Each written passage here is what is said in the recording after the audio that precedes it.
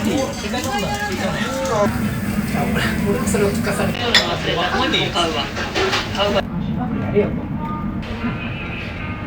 ミナーだし。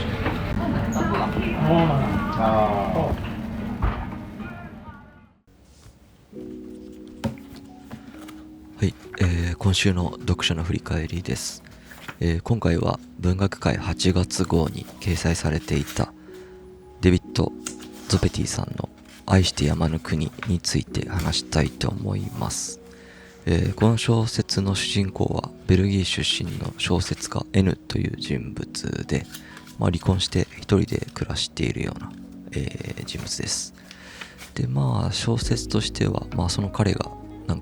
どうやら何か事件を起こしたようで、その判決が出る前日ですね、その一日を描いたような小説となっています。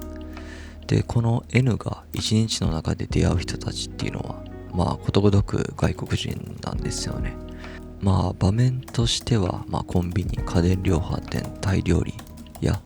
あとアップルストア、インド料理屋みたいなタクシーカートっていうの場面が結構描かれるんですけど、そこで出てくるのが、店員さんとして出てくるのが外国人っていった形でした。で、あとN の特徴としてはマナーとかルールにすごく厳しい人物として描かれています。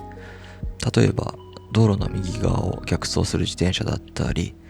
エスカレーターの右側を駆け上がる人に対して注意したりしています。で、最初はこういう場面に共感というかすがすがしさみたいなところを感じていて、わかるっていう感じですよねっていうところがあったんですけど、読み進めていくうちにN の別の一面っていうんですかね、そういったものが見えてくるものがありました。で、例えばタイ料理屋で、イヤホンもつけずにスマホで母国のベルギーのニュースを流していたりしてるんですよね。で、周りから迷惑そうな視線を向けられているんですけど、それを感じ取りながらも自分を正当化してしまうみたいな形で描かれていました。それ読んだ時に他人のマナーにはあれだけ厳しかったのに自分のことを棚に上げてるっていう感じですかね。そういうのもあって N がどこか認知の歪んだ、いわゆる老害的な人物として映るようになっていきました。で、全体としてこの作品については視点の面白さっていうのがあるのかなって思いましたね。外国人の視点で日本に住む外国人を見るっていう構図が新鮮でした。あとそうですね、作中に英語圏出身の人は日本語を使わなきゃいけないというプレッシャーが少ないのかもしれないっていう、指摘もあって、そこも確かにそうだなと、納得する部分もありました。そうですね、あと全体としての印象は、かつての日本の良さみたいなところ外国人が習得していく一方で、日本人自身がそこから離れていってるのかもしれないっていう指摘みたいなところがちょっとあるのかなっていう気がしていて、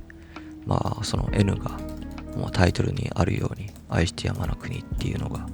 少しずつ消えていくことを憂いている、そういうなんていうんですかね、印象もありました。あとそうですね、テンポも良くて、社会とか日常の観察っていうのが的確で、好きな作品ではありました。はい、以上今週の読書の振り返りでした。今週も最後までご視聴ありがとうございました。